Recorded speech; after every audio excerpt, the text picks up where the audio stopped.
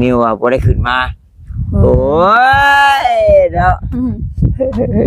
เดี๋ยวพ่อจะเห็นหงอยอยู่จักว่าแชทบอกกันแล้วจักผิดหวังไม่ใช่ผิดหวังแล้วไม่ดีบ่มาดิเป็นอะไรบ่คักแล้วมันบ่เลยกับอ้ายก็สิเมื่อได้อ้ายก็สิบ่ได้อยู่ไผคันโอ้ยอ้ายว่าบ่มาสิโดดมาเห็นทื่อมานี่คือสิเจ้าว่ารถเจ้าดังโลกเก๊กน่ะเบิ่งอยู่หาเจ้าว่าโฉมเจ้าดังอยู่พี่น้องเนาะชาบาต้าขี่ตอนพาเพิ่นไปนำเบิ่งโทรศัพท์น่ะดังโลกเจ้ามันเป็นไม่อยากอันใดดังโลกโอ้ยโฉยานจำตะมั่มอยู่โอ้เฮ็ดไปได้แข่งโชว์กันอีแล้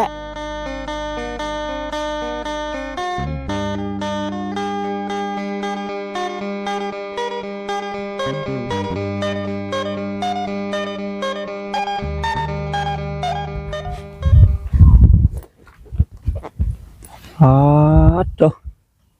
บ่เหลือแล้วบ่าวเวียดเลย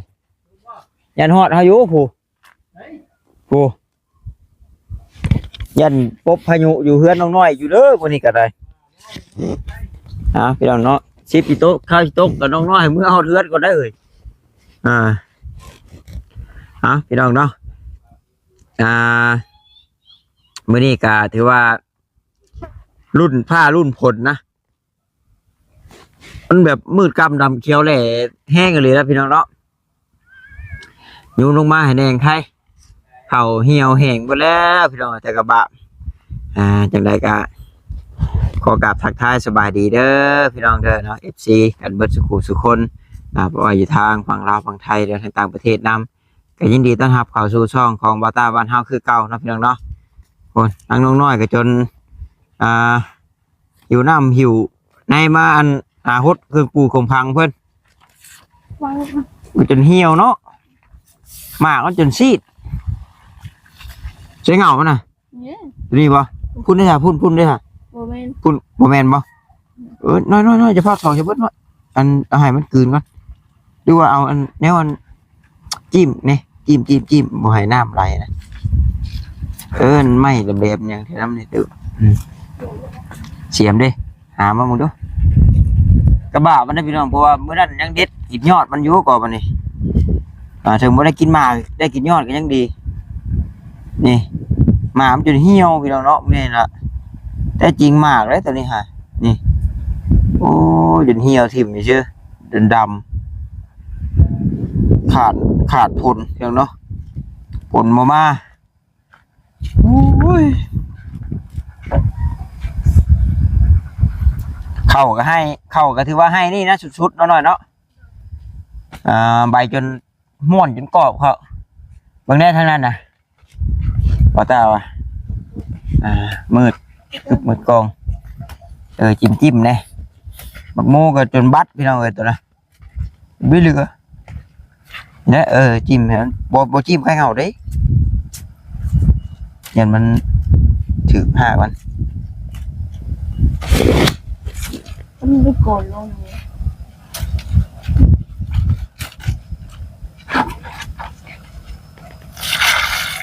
เป็นกูน้องคนบ่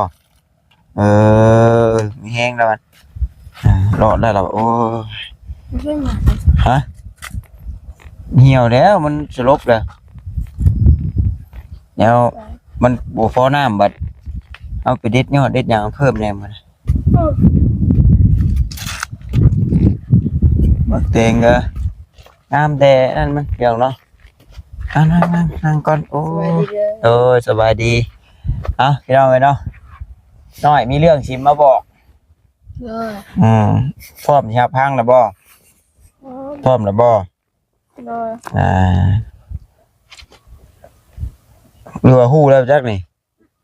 รัวหู้แล้วจักนี่ว่าเห็นรุ่นเยอะใช่แล้วเนาะรัวหู้ก่อนแล้วจักเนาะไม่เด้อฮอดพี่น้องเอ้ยเอาเตรียมมุกเตรียมใจฟังดีๆเนาะ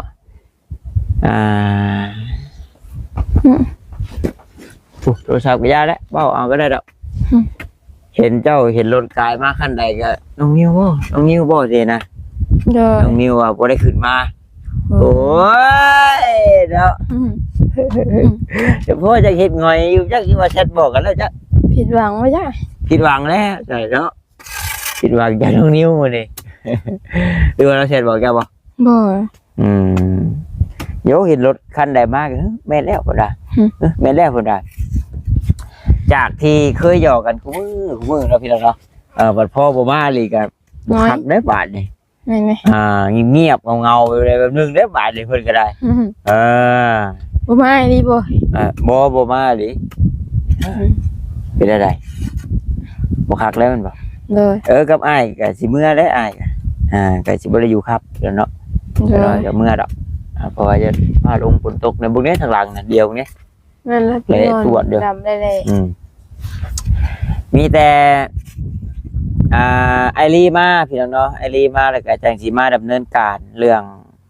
เฮือนเนาะเรื่องซานเจ้านี่แหละแต่ว่าอ้ายฮู้แล้วแหละเนาะว่าไผสิมาเฮ็ดมาก่อตกลงได้ไผสินะ โดย พ่อปู่เจ้าคือเก่า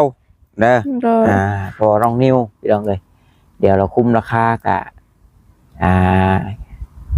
คลิปต่อไปเดี๋ยวสิลองถามทางพ่อปู่เจ้าโดยโดย เดี๋ยวสิถามเบิ่งเพราะว่าน้องนิ้วแล้วกับพ่ท่านได้มีโอกาสลมกับพอเรื่องราคาเด้นะเราว่าเมื่อนั้นเราว่าเราสิแทกโยมมันนะ โดย แต่บ่ได้ถือแมทบ่ได้ถือยังไม่เต้าแต่ว่าเพื่อนน้องน้อยนั่น6x7เด้อเนาะเอาแทกมันบ่ โดยแม่นเลย แม่นบ่ แม่น 6x7เนาะเพราะว่ายาวทั้งนั้นน่ะ6เอาแทกมาน้อยๆเนาะยาวไว้ที่7ใช่ไหม รถไฟคัน โดย โอ้ย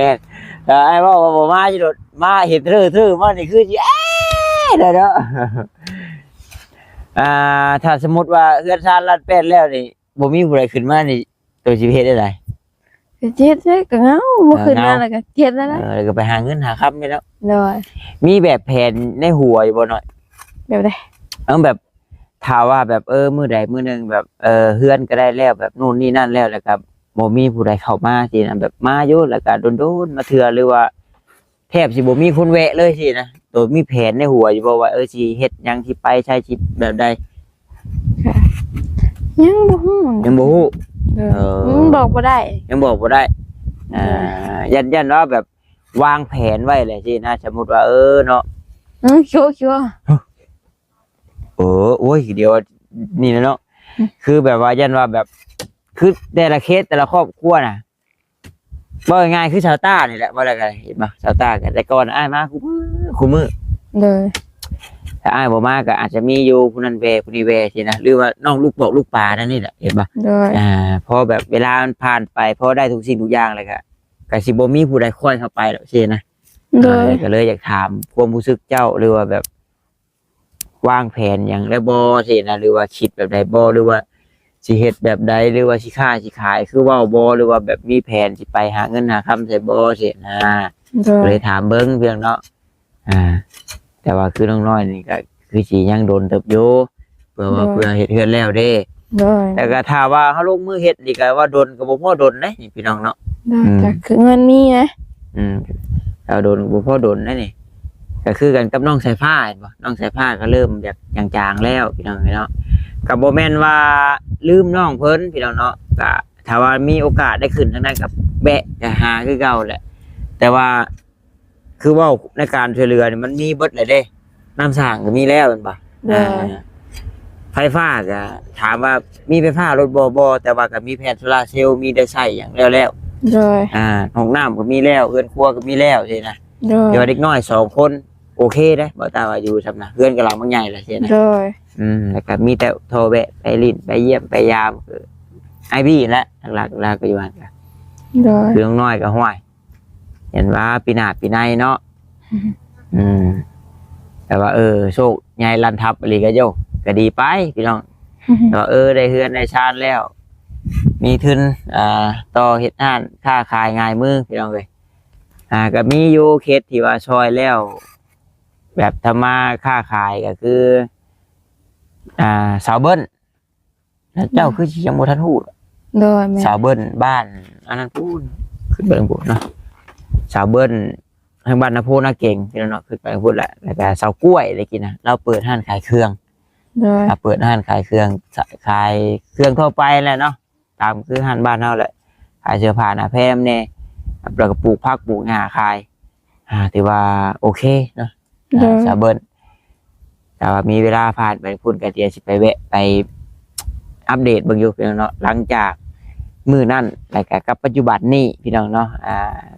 แตกต่างกันหลายบ่เนี่ยนะ โดย ก็ลองเบิ่งเจ้าก็ได้เนาะแต่ก็ถ้าบ่มีทางไปหรือเจ้าเคยขายบ่เลขอันนี้ก็บ่ได้สนับสนุนแบบว่าให้ลิ้นเลขชื่อเลขได้พี่น้องแต่ว่าถ้าขายนี่บ่ต้าว่าโอเคนะถ้าเจ้าอันนี้นี่แต่ละมื้อนะแต่ละตอนแรกนะ แม่น โต๊ะน้อยๆมานั่งขายเย็นทางอยู่เจ้คือ กรณีขายเลขนี่ต้องผู้ชาวได้ขายคนจังมากซื้อถ้าผู้อ้ายกายเมื่อนี่บ่ฮอด5คนได้ผู้ชายนั่งขายในหนทางแทบสิบ่เห็นเลยล่ะ แม่น ขายเลขนี่มันดีอยู่ถ้าว่าแบบเฮาได้ลูกค้าหลายแน่มีคนนี่แน่ก็พอได้ขายเรื่อยๆอ้ายมีอันผู้จ้างอยู่คนขายคนได้มื้อ500,000 600,000มื้อใดพุกๆในเป็นล้านเปอร์เซ็นต์นะ แม่นเลย คือเลขรัฐบาลเนี่ยพี่น้องเนาะมันถูกต้องตามกฎหมายอย่างบ่ได้นี่ดอกรายการอิสระอีกได้เจ้าสิไปนั่งนี่บ่ขออนุญาตสิไปนั่งจิบเหล้าจิบเบียร์อหยังก็สามารถขายได้จดได้นะจะมีคนซื้อเนาะหรือว่าเจ้าไปหันไปนี่เจ้าก็ไปได้อหยังได้สบายโดยที่บ่ยุ่งยากอหยังบ่ตาว่าถ่ายเฮ็ดได้โอเคอยู่นี่เหมาะอยู่ได้แคมทางซี่นะเป็นแคมทางสิไกลไปไกลมาแต่ว่าในกรณีบัดเฮือนแล้วเนาะเฮือนแล้วมันก็มันก็เป็นตะอยู่บ่เป็นตะย่านพ่อแม่มีสินะโอ้แวะคนผ่านทางไกลไปไกลมาโอ้ยสาวน้อยขายเลขแคมทางสิโอ้ยเห็นบ่แถวเซโปนเขาอ้ายเพิ่นเคยถ่ายอยู่คือขายเลขแล้วเฮาบ่ได้ลงทุนหยังเด้เฮาบ่ได้ลงทุนหยังมีคนชื่อเฮาขายมีคนชื่อเฮาก็บ่ได้รูปบัดนี้เฮาบ่ได้รูปบ่ได้หยังโอเคอยู่ตาว่าเนาะกูหมดดิน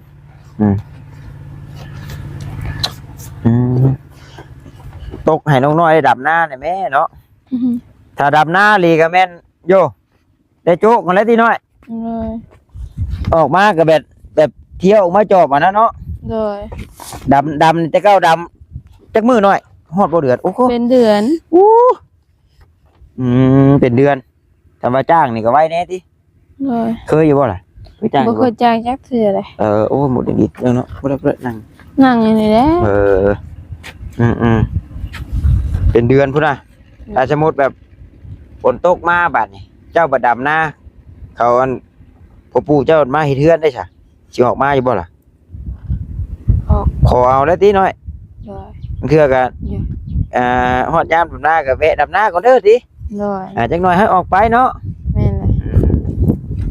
เพื่อดำนาแต่ก็มีออกมาเจาะมาช่องเบิ่งนำได้เด้อเนาะเพราะว่าช้างเพิ่นมาอยู่เฮ็ดอยู่หยังฮอดพอฮอดหยังเจ้าพุ่นแหละสิได้มานอนเผาเครื่องเผาคองตอนแรงเนาะถ้าเพิ่นมาเฮ็ดมีสั่งเครื่องสั่งของแล้วก็การนึ่งข้าวนึ่งน้ำมาส่งเพิ่นมันต้องในนั้นได้หน่อยโดยตัวก็เอาหมอเอาแหกมาไว้นี่คือเก่าแล้วบัดนี่โดยบวงหมอแหกแต่กระโปะโดยเริ่มเลยได้เล็กน้อยเนาะไอรีลงมานี่ก็เริ่มแล้วแต่ที่แรกนั่นเงิน1,500นะบ่าวต้าคิดว่าสิซื้อเล็กพี่น้องเนาะตั้งแต่ยังบ่ทันมีงบนะแต่บ่ทันมีงบหลายเข้ามาน่ะบ่าวต้าว่าสิซื้อเล็กให้น้องเพิ่นแต่บัดนี้งบน้ำบรีก็มันหลายเลยนะพี่น้องเนาะมันหลายเติบอยู่ได้ถึงขั้นว่าแล้วพุ่นแหละเฮือนน่ะถึงขั้นว่าแล้วแหละก็เลยบ่าวต้าว่าสิเอาเงินในจำนวน1,500นี่เอาไว้ซื้อแนวอยู่แนวกินซะเดี๋ยวขึ้นมาสินะซื้อเมื่อใดบ่มีแนวอยู่แนวกินเนาะเอาก็ซื้อขึ้นมาสู่สร้างกินสินะสู่น้อยอยู่ชิมงานกินนั่นแหละโดยก็โอเคอยู่ดาวถ้าว่าสีเฮือนนี่มากสีได้น้อยยังบ่มีสีมากอยู่ย่างไปแท้ที่สีได้ก็ ยังบ่ฮู้กัน แบบผ่านทางกายไปเห็นมีหมักอยู่บ่ มีอยู่แต่ว่ามันลืม ลืมสีไปเพื่อนชาวต้ามักบ่ มากอยู่ มักอยู่เพื่อนน้องมูทาสีแล้วบ่ ยัง เพื่อนน้องเบิ้ลเด้ทาแล้วบ่ ทาแล้ว มักบ่ มากอยู่ บัดเพื่อนชาวต้านี่สีไปคือรถอ้ายนี่สีเทาว่าแล้วพี่น้องเนาะสีไปคือเสืออ้ายนะสีเทาแต่ก็มักไผมักมันแหละพี่น้องเนาะแต่เงินสิพอฮอดคันท่าสีบ่ก็บ่ทันจักพี่น้องเนาะบ่ทันฮู้รุ่นเบิ่งเจ้าว่ารถเจ้าดังโลกโกเก๊กโลกเก๊กน่ะเบิ่งอยู่หาเจ้าว่าโฉมจังหน่อยสุกมาโฮมหน่อยจังหน่อยเนี่ยขี่แล้วมันดังปลุกมันบ่ โดย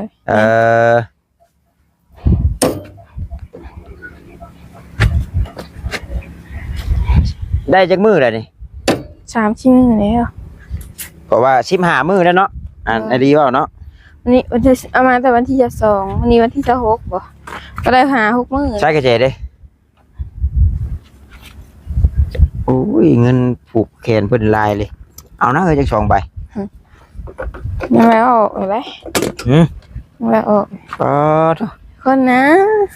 กระเจเงินกระเป๋าเงินจักเกือบอีกใช้อันนั้นมันน่ะตัวบิดน่ะ ดีป่ะเนี่ย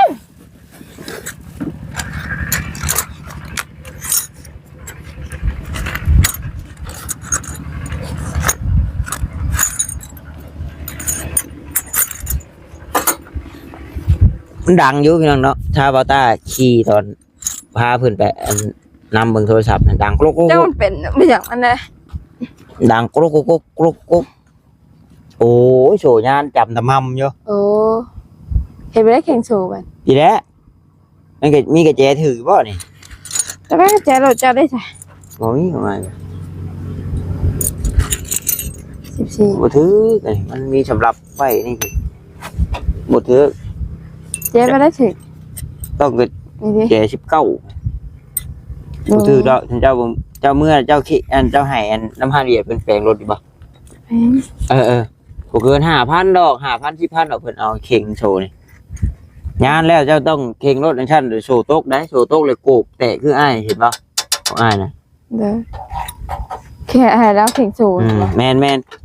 เข่งโชว์เฮาแน่โชว์นี่มันย่านแล้วมันย่านจนจำเล็กนี่เดี๋ยวเฉพาะจังดังโกกย่านแล้วนี่จะบอกกันว่าเข่งโชว์เฮาแน่เพิ่นนี่ดอกเสียงเปล่า ซื้อเล็กน้อย เพิ่นเข่งให้เราดอกบ่ต้าก็บ่ได้สร้างมีกระเจนั่นเนาะแล้วก็ลีนได้ใช่จับใช้อันนั้นมาสาเหตุที่ว่าเพิ่นบ่ให้ที่โดนนั้นเพื่อเปลี่ยนลิ้นนั่นออกเลยก็เพื่อยันมีขี้เล็กนะเพิ่นว่าขี้เล็กขี้หยังมันน้ำแข็งอย่างมันตกบ่ให้ขี้เล็กมันข้างสูบข้างหยังมันว่าว่าเพิ่นเนาะเพิ่นเลยให้เปลี่ยนออกยังใหม่เด้อ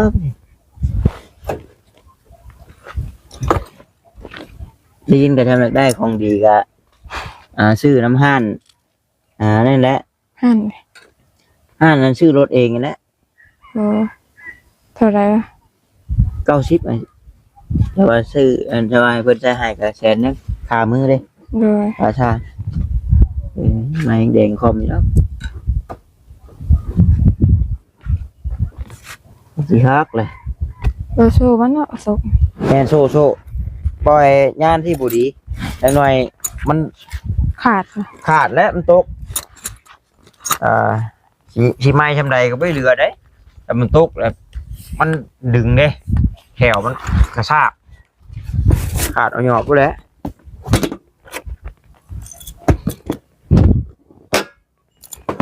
ยังขักอยู่ยังเนาะแม่นยังนำอยู่ไม่ยังเลยใช่คือลีนบ่ จักเลย เมื่อก่อนเนาะไป พิ่นนึงว่าสอนน้องน้อยดูแลรถในเด้อนะเห็นว่านี่ได้ภาพอย่างมันคือออกมีโดมอีกเป็นอะไร บ่ไม่ยิน บ่มีกินน้ำมันชื่อ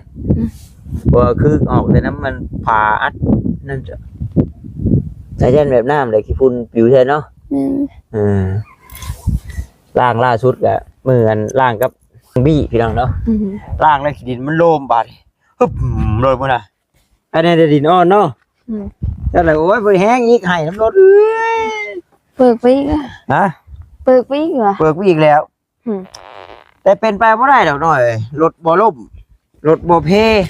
ขี่น่ะสิบ่มีหยังผิดปกตินี่เป็นมีคือคนแม่นบางคนขนาดเป็นแล้วก็ท่อควันดาดก็ยังมีท่อควันดาดจักโอ้ยมันมีดอกจะมาผัดจะมาปียิ่งเก่งเท่าไรยิ่งเป็นน่ะยิ่งล่มยิ่งเป็นยิ่งล่มเจ้าเก่งบัดนี้พอเจ้าเก่งปุ๊บเจ้าเกิดความบ่ย่านได้บัดนี้ความประมาทแล่นเข้ามาได้บัดนี้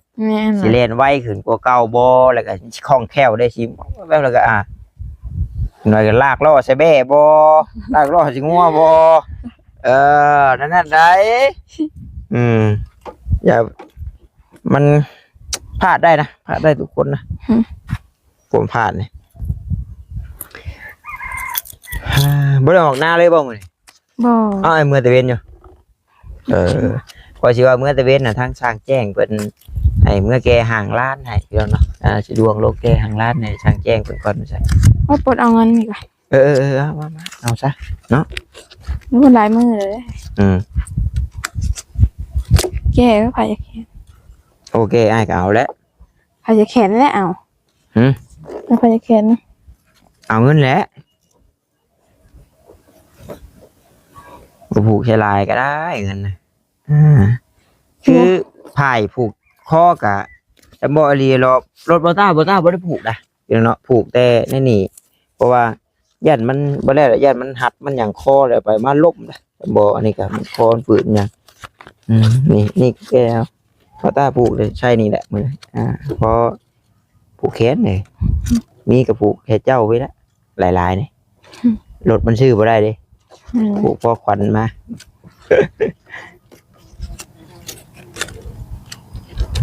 มีเงินไว้ใช้น้ำมันก็พอ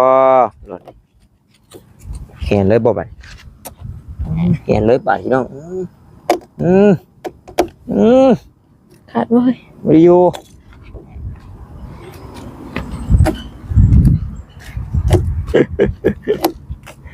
ลงขึ้นหรือเนาะยังมีว่ามีเลยแนวผูกหลายอย่างว่ากินขึ้นไปไหนกันเนาะมันก็เป็นกินเงินเลยเรียบร้อยได้เฉยไม่เลยชีวิตนึงเหรอไปหาพวกมันเหลือฮันเวียดว่ะเชื่อเกลือเหลือยังฮันเวียดนี่เป็นเงินเพิ่นเบิดนะเนาะเขามีเงินเท่านะ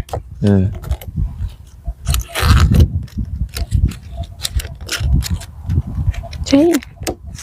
เหยียบร้อยซื้อเสยได้น้ำเสยได้โอชิกว่านึงหักเสยอยากเห็นแล้วนะฉันก็ได้20,000เลย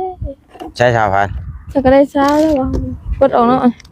ใช่ตัวจะไปคืดไปแก้ได้แล้วนะ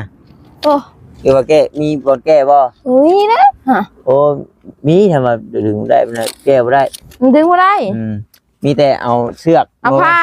เอาผ้ามาตัดออกบ่ให้มันงงยางแล้วยันของมันพันคอล็อกล่มเป็นไปได้ผูกใช่นี่ชื่ออะไรก็ได้แล้วผูกหักควันมีเงินกับไว้ใช้น้ำมันผูกแม่นเลยเนาะเอาแล้วนะสบายดีก่อนเนาะสบายดีพี่น้องมาโอเคพี่น้องเลยคลิปนี้กับโบมี่ยังไลน์ดอกพี่น้องเนาะบอกน้อยๆว่าบอนิวไม่ได้ขึ้นมาได้พี่ชันแล้วก็ครับเรื่องเฮือนนี่แหละได้คำตอบแล้วเนาะคือพอน้องนิวจะเป็นคนเฮ็ดพี่น้องเลย